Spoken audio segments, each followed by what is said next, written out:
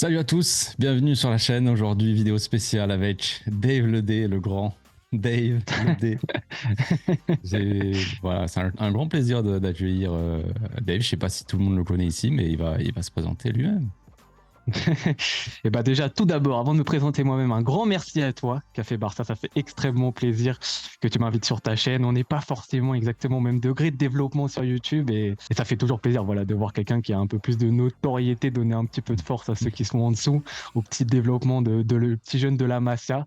Donc C'est un ça. énorme merci pour ça. Et ouais, bah moi je suis un peu sur YouTube depuis 2 ans maintenant, bientôt 2 ans, pas encore 2 ans, on n'a pas fêté les 2 ans. Et voilà, on essaye de monter crescendo, de faire des petites vidéos à droite à gauche sur le Barça, d'analyser tout ça comme tu le fais. Donc un grand merci, une grande fierté et super heureux d'être avec vous aujourd'hui pour débattre d'un sujet qui risque d'être intéressant. Et oui, comme vous avez dû le voir sur le titre, c'est donc le 11, le 11 type, le fameux 11 type de la saison. Alors, il y a des divergences d'opinion, il va y avoir débat aussi sur ça, entre nous deux.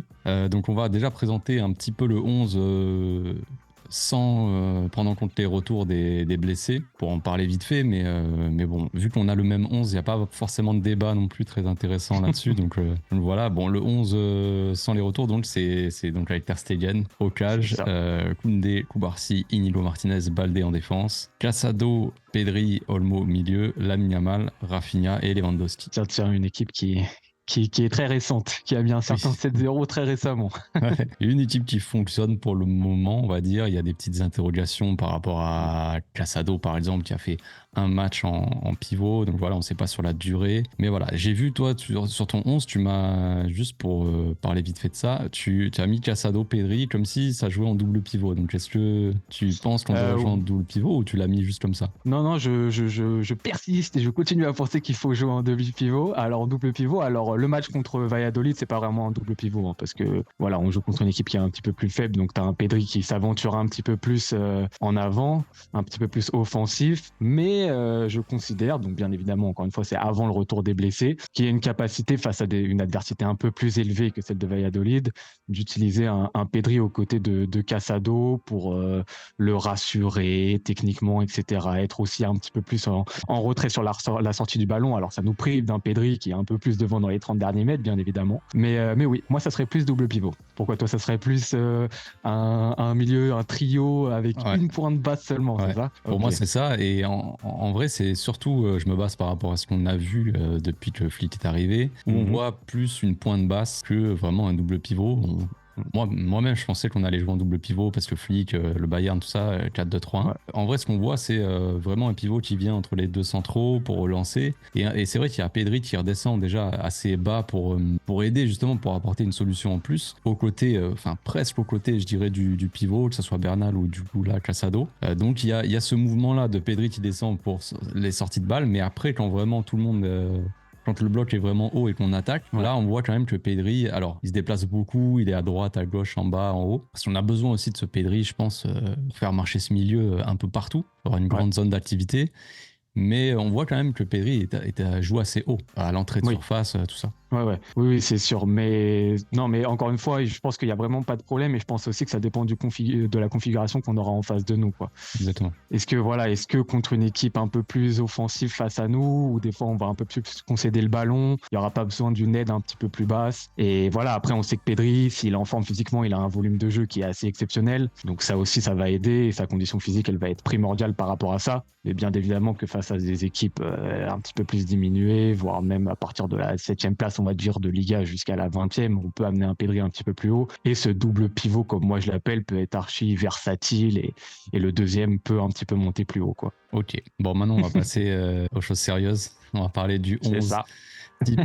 Bon, moi, pour ceux qui me suivent, vous savez que les 11 types, j'ai un peu de mal avec ça parce que on le sait maintenant dans le football moderne, voilà, il y a de plus en plus de matchs. Là, avec le nouveau format de la Ligue des Champions, en plus, ça n'arrête pas. La Ligue des Nations, l'Euro, les qualifs et tout ce que vous voulez. On a eu beaucoup de mal, nous, avec les blessures et c'est un peu aussi le sujet de la vidéo puisque c'est un 11 type en comptant les retours de blessures. Donc, c'est compliqué de dire on a un 11 type comme si ça allait pas bouger alors que pour moi, la rotation est fondamentale dans le football en général maintenant. Ouais. Donc, mon 11 type serait donc Ter Stegen, Koundé, Koubarsi, Christensen, Baldé en défense. Après le milieu, j'avoue que c'est très compliqué. C'est très compliqué. Je vais m'expliquer après, mais donc Frenkie de Jong en pivot, même si je ne pense pas que ça soit vraiment un pivot, mais je pense aussi que Flick va l'utiliser comme ça, donc c'est pour ça que je dis ça aussi. Gavi, Pedri. Ça, je vais m'expliquer sur Gavi parce que j'hésite fortement. Lamine Yamal, Rafinha donc sur les ailes et Lewandowski donc en pointe. Voilà pour mon 11. Là, j'ai un gros doute et on va dire un astérix à côté de Gavi parce que pour moi, Gavi, pour cette saison, je le vois pas comme un titulaire vraiment indiscutable dans l'équipe parce que on sait pas vraiment comment il va revenir, dans quelle forme il aura. J'ai pas envie d'aller trop vite avec lui, donc est-ce qu'il doit vraiment être titulaire dans un vraiment 11 type, on va dire, sachant que ça serait exclure Dani Olmo, et pour moi Dani Olmo va être ultra important pour Flick. On l'a vu contre Valladolid, ce n'était que Valladolid, ce n'est qu'un match, donc voilà. Mais même son entrée face au Rayo, elle transforme complètement l'équipe. Et pour moi, se passer de Dani Olmo, c'est presque un scandale. Donc, ne pas le mettre dans le 11, tu vois, moi-même, je me dis, je me contredis un petit peu, quoi. Mais d'un côté, pour finir, juste, tu me mets Gavi à 100%, Gavi toujours dans mon équipe. C'est comme ça, c'est Gavi. C'est la famille. C'est nos doutes. Non, mais je pense qu'il va y avoir beaucoup de débats par rapport à ça. Et moi, je sais que je l'avais tweeté dès qu'on a commencé à avoir un peu des dates de retour sur Gavi, qui sont pas forcément exactes encore, mais octobre-novembre apparemment, de dire finalement, en vrai, Gavi, on va l'attendre de nouveau à partir de l'année 2025-2026. Parce que voilà, on sait, les retours de ce genre de blessures, il y en a beaucoup, c'est du limite 1 an pour revenir à une forme physique étincelante. D'autant plus qu'on sait que Gavi, sa forme physique, elle est ultra importante dans le jeu qu'il déploie, dans l'intensité qu'il va déployer, même si bien évidemment, il ne faut pas caricaturer son jeu à un pitbull comme beaucoup aiment le faire, mais je veux dire que ça a vraiment une importance dans son jeu. C'est sûr qu'il faut être patient avec Gavi, et on est tous amoureux de lui, on le kiffe tous, on a tous envie qu'il revienne et que dès novembre, il fasse ses 13 km et qu'il fasse des tacles avec sa tête et tout. Voilà, va falloir vraiment être patient, prendre le temps. Après, comme tu l'as dit en préambule tout à l'heure, c'est un 11 type et ça va bouger tout le temps. On connaît les difficultés du Barça actuel. Il y a plein de jeunes de la Masia. Va pas falloir recommencer les erreurs de les cramer, etc. Il va y avoir des équipes en face de nous qui vont avoir des profils différents. Face à certaines, on va être plus vertical. Face à d'autres, on va être plus en conservation. Ça va bouger. Donc, bien évidemment, être patient avec Gavi. Mais voilà, on verra ce que moi j'ai mis dans mon 11. Mais je te suis un peu dans cette idée de Gavi, on a envie de le voir. On a envie de le voir présent à côté, surtout pour aider, pourquoi pas, un De Jong qui peut être en difficulté s'il est tout seul. C'est aussi pour ça, oui. Donc là,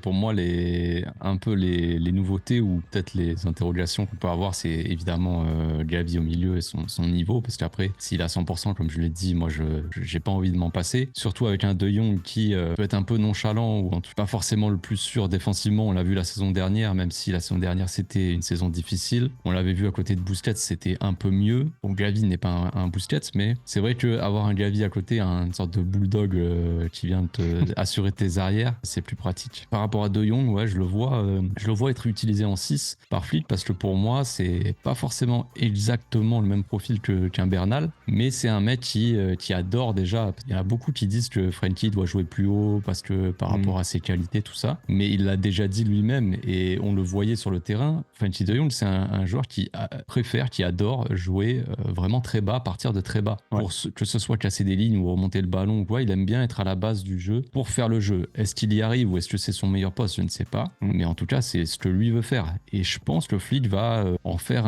une sorte, en tout cas essayer peut-être de faire une sorte de pivot. Un mec qui aussi a une grande qualité pour garder les ballons, protéger la balle, qualité technique pour pas perdre les ballons bêtement, sachant qu'on joue avec un système très offensif, des latéraux qui montent, on a quasiment tout le monde en attaque, on en a parlé tout à l'heure du seul pivot, est-ce qu'on joue en double pivot ou pas. Là, prenez le match contre Valladolid, alors ce n'est que Valladolid, mais on avait les deux centraux, on avait Casado un petit peu devant. Si Casado perd un ballon, derrière, il y a que Koubarsi et Inigo Martinez. Selon les types que tu as en face, ça peut partir très vite, ça peut être très dangereux. Donc avoir un De Jong à ce poste-là, c'est aussi une petite sécurité d'avoir une relance assez propre. Ça, c'est vrai. Ouais, je te suis là-dessus. Les questions après sur De Jong, c'est, tu l'as déjà évoqué, hein, c'est des fois un petit peu nonchalant et surtout dans un système où 6, c'est intéressant à la relance, mais il y a aussi un devoir en tant que numéro 6, c'est d'être aussi présent et de mettre une activité devant ta surface de réparation quand t'as pas le ballon. L'année dernière, moi je l'apprécie, De Jong, hein, j'ai un maillot, il est floqué De Jong, mais il y a plein de photos de famille où on le voit, il est nonchalant sur la récupération en face de la surface, il marche, il a pas envie d'aller au contact, et ça pour un 6 quand même, voilà. C'est pour ça, bon après c'est une bonne idée de mettre Gavi à côté, mais il faut un De Jong qui se remotive un peu, voilà, qui a un peu la dalle et qui se dise ok, cette année, il faut que j'y aille, il faut que je montre qui je suis. Et c'est ma 5e ou 6e saison au Barça. C'est bon, c'est l'année et il faut que j'y mette un peu aussi dans les tâches qui sont un petit peu plus compliquées, plus enquiquinantes, surtout pour un joueur de ballon, mais qui servent le collectif, quoi. Parce qu'il faut aider un petit peu, des fois, la défense dans cette zone qui est devant la surface où il faut balayer, quoi. Faut être présent, il faut mettre de l'intensité. Exactement, c'est l'interrogation de toute façon qu'on peut avoir avec De Jong. Après, est-ce que lui, son projet, c'est déjà de rester? Donc, comme tu dis, qu'il se bouge un petit peu, qu'il soit un petit peu remotivé, qu'il essaie de se, je sais pas de version polie de le dire, mais de se sortir un petit peu les doigts, comme on dit, et à voir si ça fonctionne, parce que si lui, son projet, c'est de partir la saison prochaine libre à Manchester United, rejoindre Ten Hag, bon, je sais pas s'il sera très motivé ou s'il aura la volonté pour faire ce genre de truc, mais après, ça reste un professionnel, donc s'il joue, il va pas non plus... Ah oui. Je pense que la saison dernière, il y avait trop de mauvais mood, une atmosphère, voilà, c'était pas... il n'y avait rien qui poussait, on va dire, De Jong à être dans des bonnes conditions. Et surtout que le début de saison qu'il fait, il est plutôt bon. Rappelle-toi, quand on a vu un double pivot, on l'a pas vu longtemps, mais Frenkie De Jong, Gavi, il y avait un petit truc qui était sympa, qui a commencé à... Enfin, on a l'impression d'avoir vu un petit peu la lumière. Et après, ça s'est très vite arrêté, parce que De Jong lui-même et même Gavi, après, forcément, blessure longue. Et voilà. Ouais. Oui, on a malheureusement pas assez vu cette paire qui avait été utilisée par Xavi. Après, bon, Gavi a été remplacé par d'innombrables joueurs pour essayer de sauver la baraque en double pivot, ça n'a pas fonctionné. Mais c'est vrai que la paire De Jong-Gavi était vraiment celle qui pouvait nous apporter plus de choses, et les blessures, la conjecture des deux blessures nous a vraiment pas permis, comme tu l'as dit, d'en profiter plus souvent que ça, malheureusement. Par rapport au système de jeu et l'animation, du coup, bon, on en a parlé avec le pivot, tout ça, mais moi je pense qu'on va rester un petit peu dans ce qu'on a vu. Dans certains matchs, on pourra avoir par exemple un Koundé plus ou moins offensif, ça dépend des matchs. Là, contre Valladolid, il était très très haut. Dans les matchs d'avant, il était beaucoup moins. Après, il y a des moments dans le match où, moi, ce que j'aime bien avec cette équipe, c'est qu'on a vraiment une équipe qui est mobile et qui va pas se figer dans certaines positions.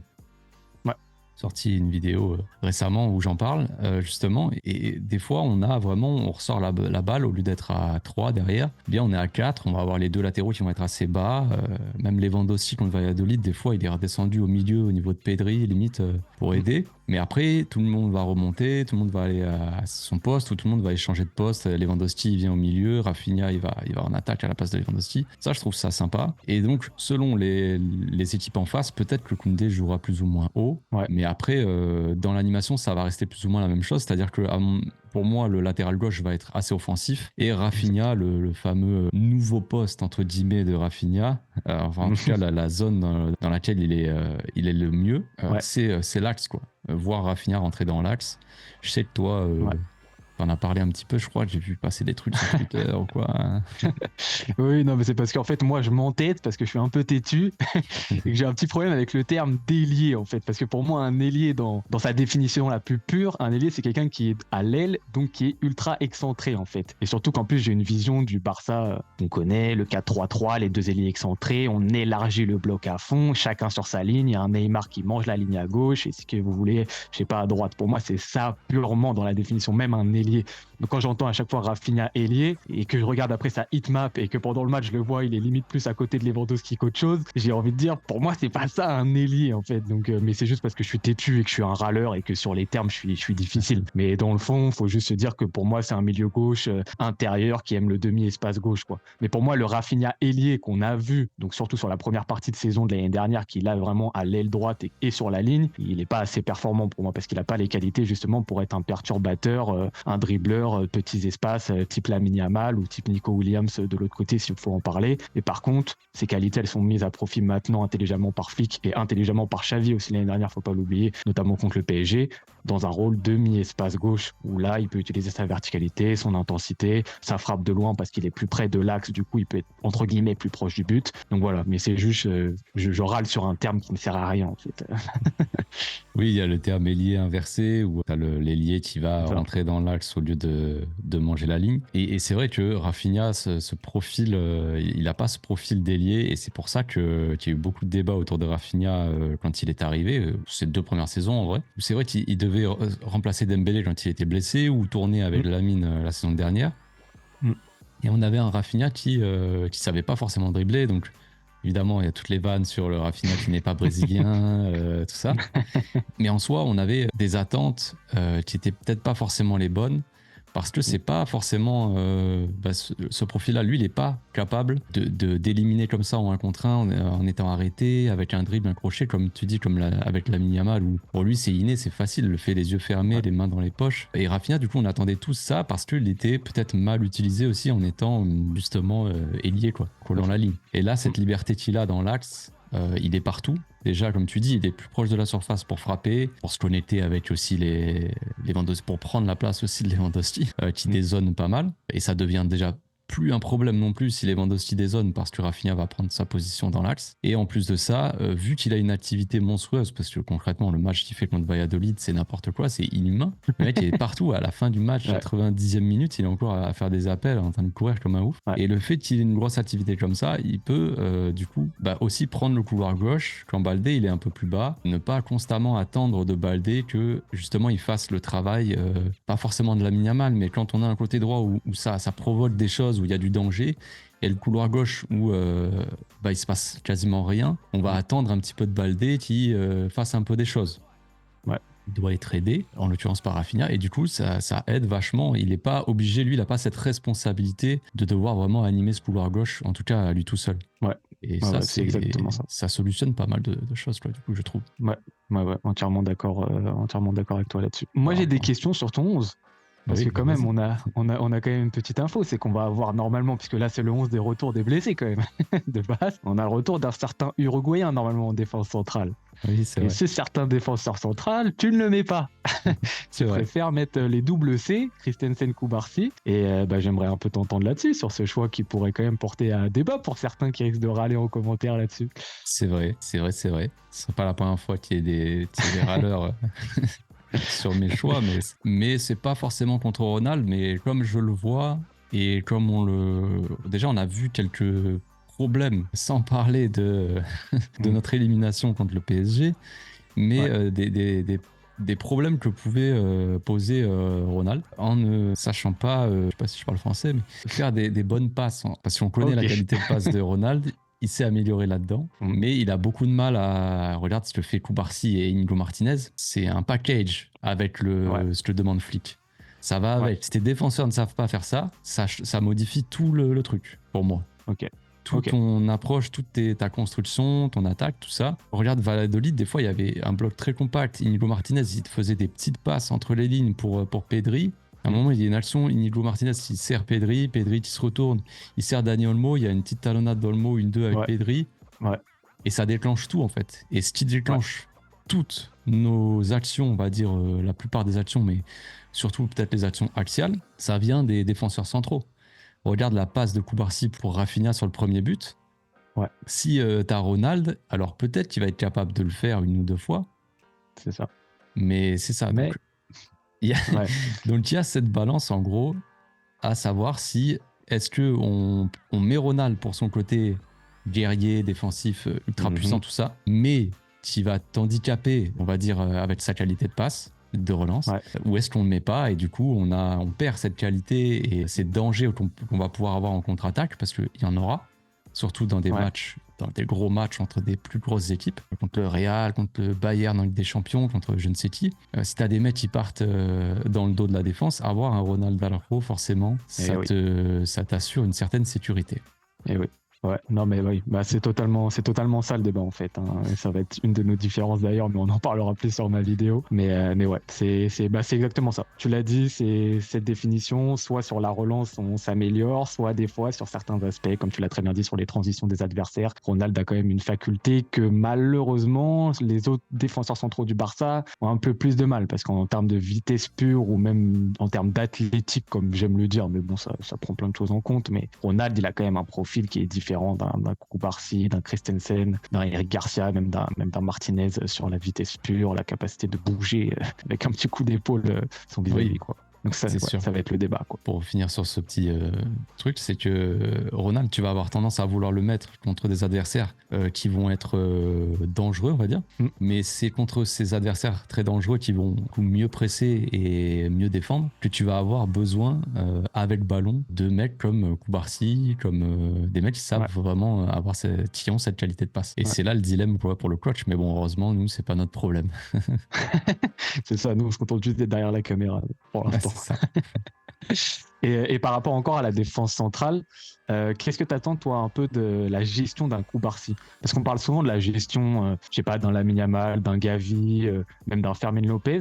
Mais j'ai l'impression que bizarrement, la gestion de Kubarsi, peut-être parce que c'est un défenseur central, on en parle moins, alors que c'est quand même un poste très exposé dans le sens où bah, des coups tu vas en recevoir, des duels tu vas en faire. Et bien évidemment, bah, là on l'a vu avec Marc Bernal, bah, c'est ça pour un jeune, le développement physique, etc. C'est ce qui va les toucher en premier pour des blessures qui peuvent être importantes. J'ai l'impression qu'on en parle un tout petit peu moins, qu'il est souvent cité, on le met tous dans notre 11 type, comme ça on le fait enchaîner les matchs. Toi, qu'est-ce que tu penses justement par rapport à cet enchaînement et de sa gestion? La gestion des défenseurs, là, elle est difficile actuellement parce que Ouais. on n'a personne en Ouais. défense. Là, regarde celui qui est rentré, c'est Dominguez, Ouais. qui était avec la B la saison dernière. Défenseur, je suis pas hyper fan de lui, même si je trouve qu'il est plutôt bon depuis la pré-saison. Il m'a surpris. Mais c'est délicat de gérer ça, parce que surtout que le seul autre défenseur central que tu as, où on va dire que tu vas pouvoir compter sur lui, c'est Garcia. Et Garcia, du coup, n'est pas forcément considéré comme un défenseur, mais plus comme un pivot avant tout. Ouais. Donc en fait, la gestion de Koubarsi, elle est délicate, même d'Inigo Martinez en soi, parce que Inigo, de base, c'est un joueur qui a tendance, sur les dernières années, à se blesser pas mal. Ouais. Donc c'est sûr que c'est délicat. Moi, perso, là, par exemple, contre Valladolid, j'aurais fait souffler Koubarsi. Moi, dans mon 11, j'avais enlevé Koubarsi. Je m'étais dit, ouais, ça serait bien de le faire souffler, tu vois. Donc moi, j'y avais pensé, Dave. Toi, t'es là-dedans, toi. Moi, j'étais là-dedans. Mais j'avais mis Garcia, tu vois. Mais du coup, si tu mets Garcia en défense, bah, tu fais pas souffler Casado, quoi. Et du coup, tu as perdu déjà ton pivot qui est Bernal, qui était peut-être le pivot pour une bonne partie de la saison. Ouais. Si tu perds Casado derrière, qui tu mets à ce poste-là? C'est ciao. Ouais. C'est très compliqué. La gestion, là, ça va être un casse-tête pour Flick. Mais bon, comme j'ai dit, c'est nous, c'est pas notre.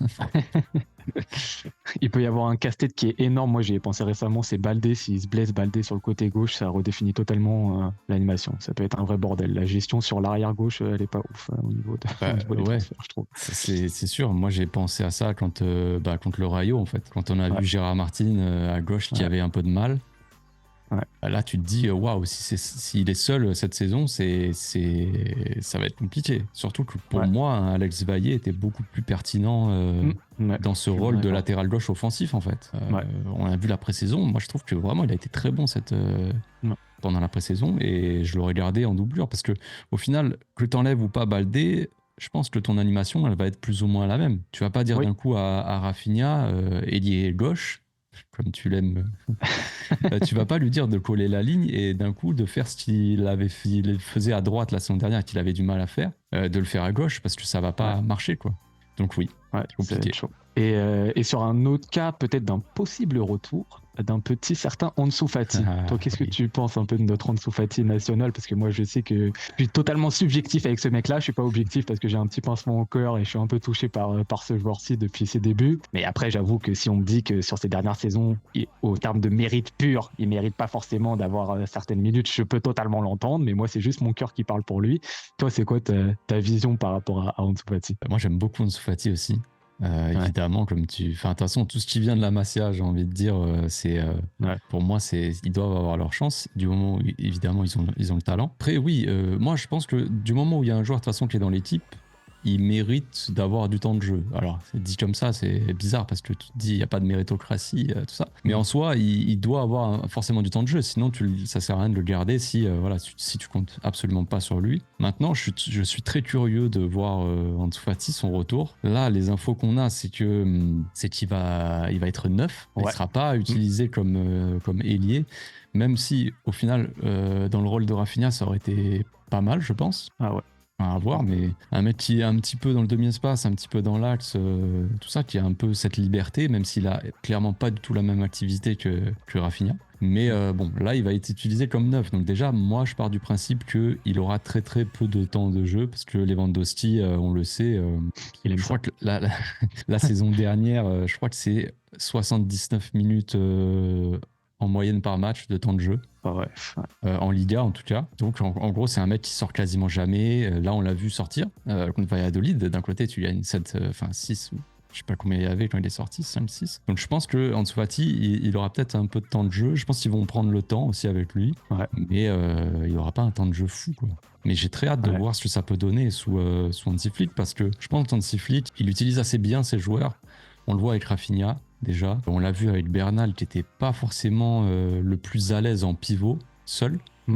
Quand il était chez les jeunes. C'était pas lui qui avait forcément ce rôle, cette responsabilité-là. Et direct, il l'a mis dans le bain et il a très bien géré ça. Le joueur a très bien géré ça aussi. Tout le monde était content. Donc, et même Casado, utiliser Casado comme ça au début là, contre Valence, où il l'a utilisé comme milieu plus haut, même en pré-saison. Bon, Casado a pas la technique d'un Daniel Olmo, loin de là, et d'un Pedri. Hein. C'est pas du tout le même profil, mais il a quand même su utiliser les joueurs pour les mettre pour le mettre vraiment au service du collectif et que le collectif soit vraiment bon, quoi. Donc je pense qu'il va faire quelque chose de bien avec Ansu Fati. Et vu qu'il y a peut-être des vrais préparateurs physiques aussi, peut-être que ça va changer quelque chose. Et donc voilà. Mais après, j'ai pas forcément d'attente sur Ansu Fati personnellement. Ok. Bah moi, comme je disais, j'ai un petit pincement au cœur pour le petit, et bah surtout après, moi j'avais comme toi au début. J'avais vraiment en tête que dans le demi-espace gauche, donc positionner Rafinha là, c'est parfait pour Fati pour moi. Dans ma tête, j'étais en mode limite à accompagner le numéro 9. En même temps, on sait que Fati, de base, si on prend le Fati à 100% machin, une qualité devant le but qui est, pour son âge, qui était incroyable, qualité de buteur. Aussi, bah, forcément, la Masia et tout, une qualité de vision de jeu. Pour moi, c'est ce poste demi-espace. Parce que encore ailier, je me suis dit, bon, ailier, il a peut-être plus les jambes pour être vraiment vif comme un vrai ailier, mais je me suis dit, dans ce demi-espace gauche, c'est parfait pour Fati, ça va être incroyable. Je voyais Flick en parler en interview, dire que c'est bon, c'était génial avant la tournée aux USA et tout. Là, bon, bah, il s'est reblessé, et puis surtout, bah, comme tu l'as très bien dit, aujourd'hui, là, les nouvelles, c'est numéro 9. Moi, ça me questionne beaucoup. Mais en même temps, comme tu l'as dit, on fait confiance à Flick parce que ce qu'il a fait avec Bernal, ce changement en mode t'es seul pivot, la petite évolution de Casado aussi, il a l'air de savoir ce qu'il fait. Ça demande après confirmation, mais c'est vrai que moi, au tout départ, j'étais en mode demi-espace Fati, ça va être incroyable pour moi. Voilà, c'était mon idée de base autour de lui. Je suis curieux de voir en neuf. C'est que Lewandowski aussi, au final, a cette liberté sur le terrain. Parce que, comme on l'a dit, Rafinha, si Lewandowski redescend, Rafinha, Donc je pense que avec cette volonté aussi d'avoir des joueurs assez mobiles sur le terrain, des joueurs qui échangent de position. Là, contre Valladolid, à un moment donné, on a vu Dani Olmo qui était à la place de Rafinha qui était au milieu. Sur la même action, on voit Casado qui est à la place de Pedri à la place de Casado, Dani Olmo à gauche, Rafinha à droite. Tu avais tout un échange comme ça et ça continue à se faire des passes, à avoir un jeu fluide et continuer à construire. Donc peut-être que Ansu Fati, même s'il joue dans l'axe, il aura quand même cette liberté donnée par le coach, quoi. Mais je demande à voir, je suis très curieux, j'ai très hâte de voir ça. On a hâte de voir ça. Et aussi, j'avais pensé à un truc sur ton 11, parce que moi, je me suis dit, bon, c'est Café Barça, etc. J'attends son 11 avec impatience. Je suis sûr qu'il va mettre son petit chouchou, son petit Casado. Au départ, moi, j'étais sûr que tu allais le mettre devant le petit Frenkie, surtout vu par rapport à la dernière saison de Frenkie. Et finalement, non, tu t'es résigné à laisser quand même Frenkie un petit peu devant lui quand même pour l'instant. Bon, après... Ouais, je suis pas objectif comme tu dis tout à l'heure. Ça dépend les joueurs, je suis pas forcément objectif. Après, je pense réellement, en étant vraiment objectif, je pense que Casado a vraiment du talent et qu'il est très sous-estimé. Mais bon, voilà, c'est comme ça. Enfin, moi, en faisant mon 11 là, je m'adapte aussi par rapport à ce que voit le coach. Parce que faire un 11 type en prenant pas du tout en compte le coach, par exemple, c'est comme si tu avais un coach et c'était Klopp ou j'en sais rien, ou Guardiola, et faire ton équipe en fonction de ça et de cette animation et de tout ça. ça n'a pas trop de sens d'un côté. Ouais. Donc je m'adapte moi à ce que... C'est comme quand je faisais mes 11, quand il y avait Xavi, je m'adaptais à peu près aux idées de Xavi. Et là, c'est un peu pareil. Donc moi, je me dis que De Jong passera avant Casado, surtout que Casado n'était pas considéré en début de saison, pendant toute la pré-saison, comme un pivot. Alors que, et comme par beaucoup de supporters aussi, qui évidemment ne connaissent pas forcément le joueur et qui vont dire que ce n'est pas un pivot alors qu'il a joué toute sa vie en pivot et qu'il a joué un match contre Valence, un match officiel où il n'était pas pivot, donc d'un coup on va dire non, mais il n'est pas pivot, il est milieu, non. Mais après, ça pose une petite question parce qu'en fait, sur De Jong, comme tu le disais tout à l'heure, c'est vrai que c'est un joueur qui a des envies de vouloir toucher le ballon à la sortie pour la relance, etc. Et moi, je m'étais dit quand même avec, entre guillemets, l'avènement d'un Koubarsi ou même la personne qui est à côté de lui qui a des capacités de relance, est-ce que c'est vraiment pertinent que De Jong à chaque fois il redescende entre les deux centraux et qu'il s'occupe de faire la relance? Est-ce que ça nous fait pas perdre, je veux dire, une possibilité d'avoir un joueur qui soit plus entre les lignes et qui propose, plutôt qu'avoir un troisième joueur qui revienne dans l'axe en défense et qui est capable de faire la même chose que finalement Koubarsi ou Martinez ou Koubarsi et Christensen sont en capacité de faire? C'est une bonne question.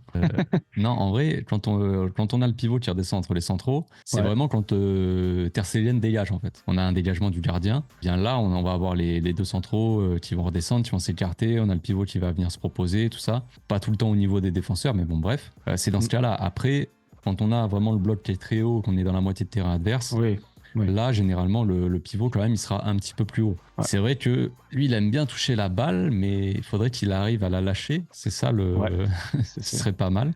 Et il va falloir faire un travail avec ça, hein, je pense. De toute façon, parce que après, les qualités de Jong, on les connaît. Et c'est pas un joueur qui sait pas faire une passe. Il va forcément arriver à faire une passe de bonne qualité. On connaît ses qualités techniques.